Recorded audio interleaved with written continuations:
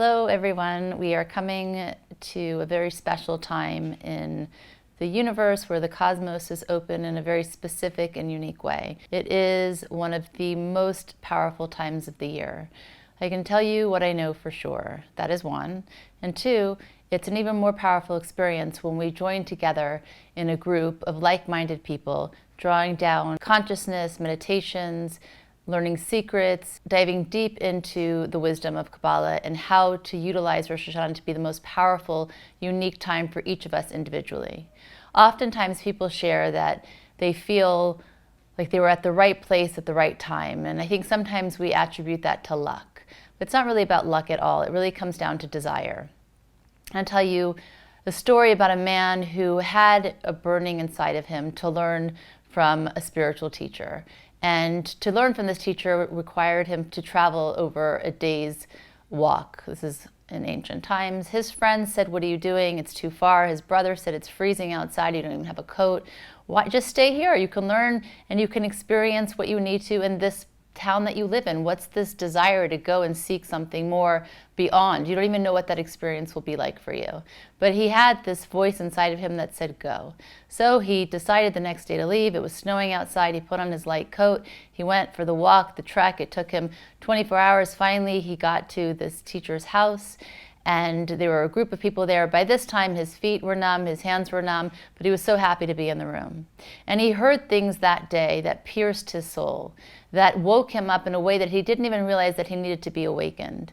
Suddenly, all the things, all the pain that he thought he had experienced was actually a blessing, because everything was to bring him to that point. Now he had clarity about what his difficulties or challenges meant. Now he had clarity about what year he wanted to create for himself, and he knew that it wasn't luck at all. It came down to desire. He had a desire for growth. He had a desire for connection. He had a calling to go and seek that, and he did, and that was really the change of his life. And he was a young boy at that time. And eventually he became a spiritual teacher himself because he went after the whispers of his soul. That's a story from ancient times, but even if I heard this story not that long ago. There was a woman named Maya, and she also had this voice in her that said, you know, there's more. And she heard about this spiritual gathering in the middle of town that was really far from where she was, and it was raining, and she was exhausted, and she'd been working all day, and every single fiber of her being said, don't go, just stop. Why are you even going to try? But again, she heard that whisper go, and she went, and she had that same epiphany. She realized that there was something more that life was supposed to offer her. So this is the invitation for all of us. Of course, we can make connections to this window in time, no matter where we are. We have to first be aware of the opportunity. We have to understand what a powerful time it is, and we have to seize the opportunity. The second is, how big is your desire? It's really about being honest with your soul and hearing that voice and deciding what you want your year to look like. If you are very clear about what that year is, then ask yourself the third question: what room do I need to be in to draw down those blessings, to draw down that information, to seek that clarity, and who do I need to do it with? I remember when I started studying Kabbalah at 17, by 18 years old, believe it or not, I never missed a Kabbalah center at Rosh Hashanah, because my soul knew that's where I needed to be, and it changed my whole year every single year. And I would go back it was like a birthday. It's a homecoming. So that's the invitation. I hope to see you all there. I know we both do, and to create a powerful, unique, inspiring year together like we've never experienced before. Thank you, Monica. I was thinking about Rosh Hashanah, and the reality is that for me, and I hope for all of you, to be anywhere else on this most important day of the year is a risk that I wouldn't want to be taking. And that's always true, because we know these 2 days decide everything about our life: health, family, sustenance, everything. You want to be in the most powerful place. That's why I make it my choice every year to be with our community that comes together in one place, the largest group of consciousness that can make sure that my connection in the whole will be as powerful as possible. And that's true every year. But this year, I know for myself, and I hope for all of you, it will become clear that we must both be together and do tremendous work. The Creator always tells us what this year is going to be like, or at least what are the possibilities for the year. And the first message that the Creator gives us about any year is by the name of the year, or more importantly, the number of the year. Some of you might know, or might not know, that in Kabbalistic calendars, there's a specific way to count the year. And it's given by the Creator a name. The year we are coming up to in the calendar of the Kabbalist is Tafshin Pei Vav.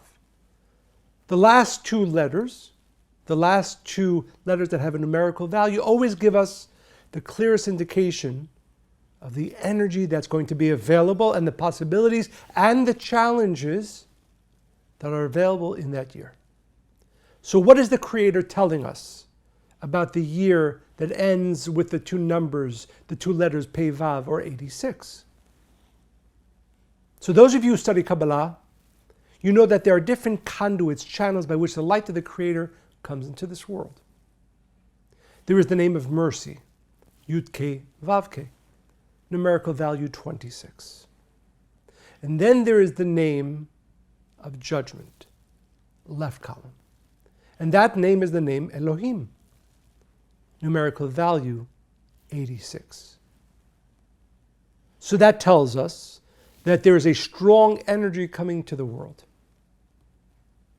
That strong energy manifests in one of two ways. The Kabbalists teach us that in general, humanity is going towards a time that's called Oy or Ashrei, blessed or the opposite of that. This year, the Creator is telling us that the energy is strong. It is 86.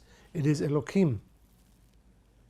Some of you might remember that we, a few weeks ago, read the book of Lamentations.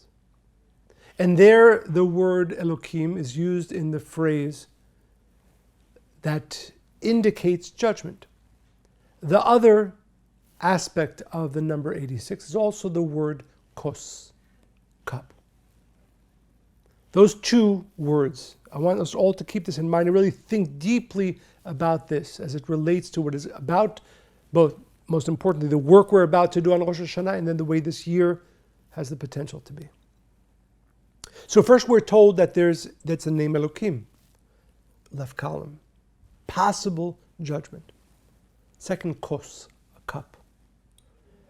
In the book of Lamentations, it says, when using the word cup, the cup can be filled with all kinds of negative things. On the other hand, and this is why this work is going to be so important, kos yeshuot esa, there's another verse that says that it's possible to fill the cup, the 86, with only redemption and blessings. But it's a binary year. It's not like in previous years where it will be easy to be in the middle. It's a year of 86, which means to us one of two cups. Choice has to be made and will be made by us together collectively on Rosh Hashanah, that it will be a kos yeshuot and not the other type of cup, not the other type of receiving. We will make it a year of redemption, a year of elevation, a year of blessing. The name Elohim, this was called Elohim Acherim, when a person is completely connected to the other side. And then there is Elohim Chaim, when the 86, when that name is pulled towards life. And not only is life given, but life is given with strength. When you combine, and therefore there's a verse that says, Yud Ke Vav Ke Hashem Elokim Bashofar Yitka, that with the tetragrammaton which maintains and awakens the light of mercy, together with the name Elohim, together with the name of judgment, when the light of the Creator is blowing the shofar, with those two together, it's going to be the most blessed year. And therefore, I'm not taking any chances this year, because I know the binary nature of this year that's upcoming. And therefore, I'm so excited. Those of you who can do the work with us, who choose to do the work with us, we call you the soldiers of the Creator in this world. We have to be together on this Rosh Hashanah and make sure that Hashem Elokim Bashofar Yitka, that we are going to combine the strong force of the name Elokim 86 with the Tetragrammaton, with the light of mercy. And then we will make sure that what we bring into our own lives and into our family and into those around us and into our world is the Kos Yeshuot, the cup of redemption, the cup that is filled with only blessings. So I am personally very excited to be with all of you. I need you. We need to be together this Rosh Hashanah so that we can make sure with all of our work together collectively, we draw into this world Hashem Elokim, the Tetragrammaton, the light of mercy, with the force of the name Elokim of 86, that will manifest for all of us, Kos Yeshuot Esa. That we will hold on, we will leave our connection on Rosh Hashanah with the assistance of the light of the Creator and our collective community, with the ability to draw only light and blessings into our world. So this is a way for us both to invite you, but also to prepare ourselves, all of us, over the next 4 weeks, the preparations that we need to make, because it's going to be a strong year. And we are going to make sure, with our work together, that it will be a strong year filled with mercy and blessings. Kos Yeshuot Esa. We will all leave our connection together on Rosh Hashanah with a cup filled with redemption, elevation, and only blessings.